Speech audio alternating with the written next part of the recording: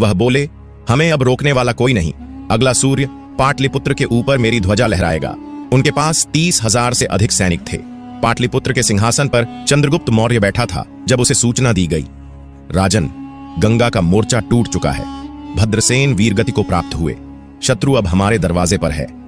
चंद्रगुप्त के चेहरे पर कोई डर नहीं था, केवल धधकती आंखें और एक वीर की सांसों में भभकती आंधी। उसने सीधे कहा, धनानंद को हराने वाले चंद्रगुप्त को मत भूलो। मेरे होते हुए कोई भी विदेशी इस धरती को छू नहीं सकता। चाणक्य को बुलाया गया। चाणक्य ने अपनी म्यान से एक तलवार नहीं बल्कि एक मंत्रों से भरी चिट्ठी निकाली। यह युद्ध केवल तलवारों से नहीं, मस्तिष्क की चतुराई से जीता जाएगा। सेनापति पुष्यगुप्त, रक्षक सेना की अगुवाई करो। स्वर्णगिरी से विशेष धनुर्धरों को बुलाओ और कश्मीर के कुशल गुप्तचारियों को दिशा दो। हमें हर झाड़ी के पीछे से भी जानकारी चाहिए। सेल्यूकस के शिविर में दैनिक अभ्यास चल रहे थे। रणनीति बनाई जा रही थी कि पाटलिपुत्र पर कैसे हमला करना है। युद्ध हाथियों को नशे में रखा गया ताकि वे उग्र बने। एक विशेष दस्ता, जिसे सर्पदंश वाहिनी कहा जाता था, छुपकर पीछे से मौर्य सेना पर वार करने के लिए तैयार था। चंद्रगुप्त की तैयारी। 100 हाथियों को विशेष कवच से लैस किया गया, जिनके माथे पर अग्निदान रखा गया। चाणक्य ने अपने छात्र सुभद्र को शत्रु शिविर में भेजा ताकि युद्ध पूर्व ही उन्हें भ्रमित किया जा सके। उस रात चंद्रगुप्त और चाणक्य एक ऊंचे गढ़ पर खड़े थे। सामने गंगा की छांदनी और उसके उस पार दिखते सेल्यूकस के दीप। चंद्रगुप्त ने पूछा, क्या हम जीतेंगे आचार्य? चाणक्य मुस्कुराए, जिस भूमि की रक्षा मां काली करती हो, जिस राजा को चंद्रमा की कृपा मिली हो और जहां चाणक्य जैसे ब्राह्मण योजना बना रहे हों, वहां कोई भी विदेशी विजय नहीं पा सकता। अगली दिन सूरज उगा नहीं था, पर आकाश लालिमा से तप रहा था। गंगा के किनारे दोनों सेनाएं आमने सामने खड़ी थीं।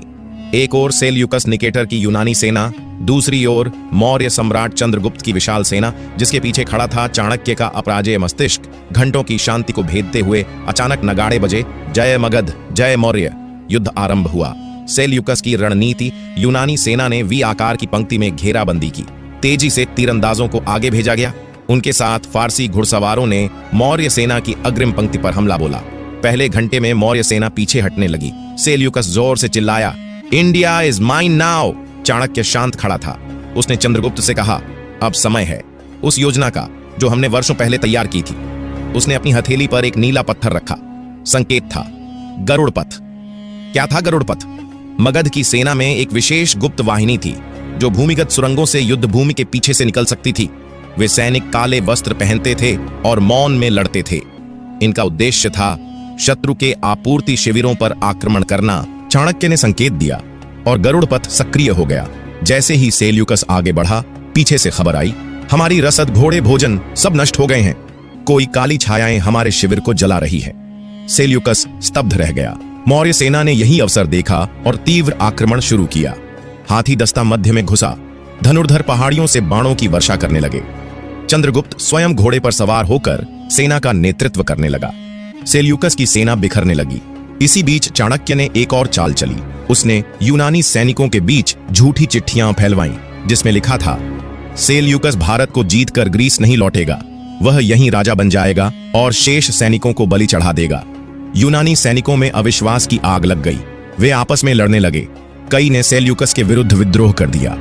तीसरे दिन की दोपहर युद्ध भूमि खामोश हो गई। सेल्यूकस घायल था। उसकी सेना आधी कट चुकी थी। उसे चंद्रगुप्त के शिविर बुलाया गया। सेल्यूकस ने थकी आंखों से देखा, तुमने युद्ध नहीं जीता चंद्रगुप्त। तुम्हारे आचार्य ने बुद्धि से इतिहास बदल दिया है। चंद्रगुप्त मुस्कुराया नहीं। उसने सिर्फ कहा, भारत की धरती तलवार नहीं, न्याय से चलती है।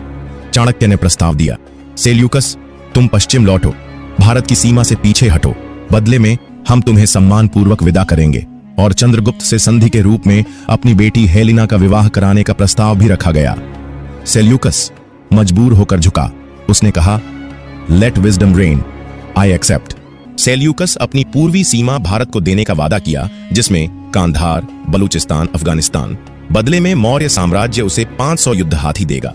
युद्ध समाप्त हो चुका था, पर चाणक्य का मस्तिष्क अभी शांत नहीं था। राजसभा में सब मौन थे। तभी चाणक्य ने कहा, समझौते को स्थायी बनाना है तो केवल संधि नहीं, संबंध भी चाहिए।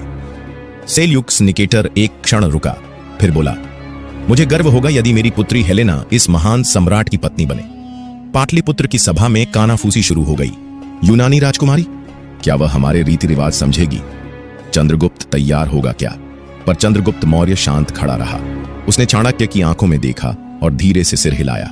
यूनान की राजधानी से पालकी में, रेशमी वस्त्रों में, सुनहरी बालों वाली राजकुमारी हेलेना आई। उसकी आंखों में उत्सुकता थी, भय नहीं। पाटलिपुत्र की गलियों में पहली बार विदेशी रथ गुजरे। नव युवतियां जिज्ञासा से झांक रही थीं। बुजुर्ग महिलाएं मंत्र पढ़ रही थीं। लेकिन हेलेना ने जैसे ही गंगा किनारे उतरकर माथा टेका, भीड़ मौन हो गई। ये तो देवी की तरह झुक गई, किसी वृद्ध ब्राह्मण ने कहा। चंद्रगुप्त और हेलेना का विवाह वेद मंत्रों और यूनानी फूलों के बीच संपन्न हुआ। अग्नि के 7 फेरे और यूनानी संगीत। चाणक्य ने विवाह का नेतृत्व किया, स्वयं वेदी पर बैठकर संस्कार कराया। हेलेना अब सिर्फ चंद्रगुप्त की पत्नी नहीं, मौर्य साम्राज्य की योजना का हिस्सा है। पहली बार यूनानी और आर्यवर्त एक साथ मुस्कुरा रहे थे। एक वृद्ध माली ने कहा, राजा ने तलवार से जो जीता, रानी ने मुस्कान से संभाल लिया। विवाह की रात चंद्रगुप्त ने हेलेना से पूछा, क्या तुम डरती हो? यह देश, यह परंपरा। हेलेना मुस्कुराई। मैं उस सम्राट से नहीं डरती जिसने तलवारें फेंक दी और मेरा हाथ थामा। मैं तुम्हारे साथ हूं, मेरे राजा। वो उत्तर नहीं, वो प्रतिज्ञा थी। एक दिन जब चंद्रगुप्त मौर्य अपने किले के उच्च शिखर पर खड़े होकर अपने नगर और प्रजा को देख रहे थे, तभी एक सेविका आई और राजा को कहा, महाराज, रानी हेलेना गर्भवती हैं। राजा के चेहरे पर एक मुस्कान आई और वह चुपचाप गंगा किनारे गया और सूर्य को जल अर्पित कर कहा, हे नदियों के देवता, एक और उत्तराधिकारी आ रहा है। मौर्य वंश अब और भी गहरा हो जाएगा। उसी समय पाटलिपुत्र में सिपाही दौड़ता हुआ आया। आचार्य, रानी हेलेना को देखने के लिए वैद्य बुलाए गए हैं। चाणक्य का माथा हल्का उठा। रानी गर्भवती हैं। सम्राट चंद्रगुप्त पिता बनने वाले हैं। यह बालक केवल चंद्रगुप्त और हेलेना का पुत्र नहीं होगा, यह आर्यवर्त और यूनान की साझा जड़ है। यदि ठीक से गढ़ा जाए तो यह भविष्य का वह राजा होगा जो तलवार से नहीं, नीति से शासन करेगा। महीना बाद रानी हेलेना को अचानक पीड़ा शुरू हुई। राजमहल में हड़बड़ी मच गई। वैद्य और दाइयां एक साथ उपस्थित हो गए। चंद्रगुप्त मौर्य रात्रि भर एक दीपक के सामने बैठा रहा और केवल एक प्रार्थना की, मेरा उत्तराधिकारी आ रहा है। हे देवों, इसकी यात्रा सुगम करो। रात्रि के तीसरे प्रहर में जैसे ही आकाश से एक नक्षत्र टूटा, महल के भीतर से एक नन्ही चीख सुनाई दी। दाइयों ने बाहर आकर चंद्रगुप्त को देखा और सिर झुकाकर कहा, राजन, पुत्र हुआ है। रानी और बालक दोनों सुरक्षित हैं। चंद्रगुप्त ने कोई विजयी नारा नहीं लगाया, बस उठकर गंगा की ओर देखा और आंखें नम हो गईं। उसने कहा, अब मैं राजा नहीं रहा, अब मैं पिता हूं। सुबह होते ही चाणक्य पहुंचे।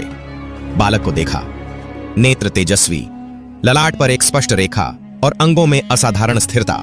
एक ब्राह्मण बोला, नाम क्या होगा आचार्य?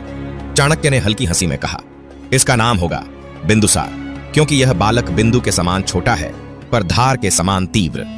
हेलेना ने धीरे से दोहराया, बिंदुसारा, हमारे प्रेम और राजनीति का संतुलन।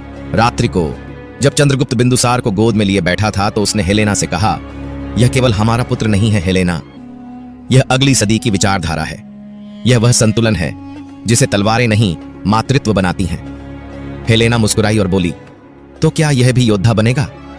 चंद्रगुप्त ने हंसते हुए कहा, यह चाणक्य की गोद में जाएगा और फिर देखना, इसकी बुद्धि तलवार से तेज होगी। कुछ महीने बीत जाने के बाद चंद्रगुप्त मौर्य ने सोचा कि अगर बिंदुसार राजमहल में रहा तो उसके ऊपर खतरा मंडराता रहेगा। इसलिए चंद्रगुप्त मौर्य ने 1 साल के बिंदुसार को आचार्य चाणक्य को सौंप दिया, जो उसकी सुरक्षा और शिक्षा का ध्यान रखेंगे। आचार्य चाणक्य ने बिंदुसार को तक्षशिला लगाए, जहां उन्हें शिक्षा, रणनीति और युद्ध कला का ज्ञान दिया गया, ताकि वह भविष्य में एक योग्य शासक बन सकें और मौर्य साम्राज्य की सुरक्षा और विस्तार में महत्वपूर्ण भूमिका निभा सकें। चंद्रगुप्त एक दिन चुपचाप सभा से बाहर निकल अकेले चाणक्य से बोला, आचार्य, समय है ना?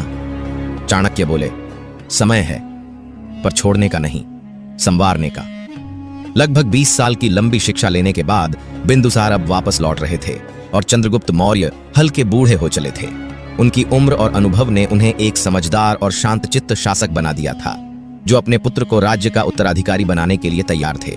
बिंदुसार जैसे ही दरबार में पहुंचे, चाणक्य स्वयं प्रातः आकर पूछते, राजा बनने की सबसे पहली योग्यता क्या है? बिंदुसार बोले, मौन, क्योंकि जो बहुत बोलता है उसकी बातें सुनने वाला कोई नहीं रहता। दरबार में बैठे सारे लोग तालियां बजाईं। उसी दरबार में एक सैनिक दौड़ हुआ आया और बोलो, महाराज, मगध के एक सीमावर्ती गांव में विद्रोह की चिंगारी उठी। चंद्रगुप्त मौर्य ने बोला, इस बार बिंदुसार जाएगा अकेले। सब हैरान। चाणक्य बोले, सिंह को शिकार सिखाना है तो उसे जंगल में भेजो, पिंजरे में नहीं।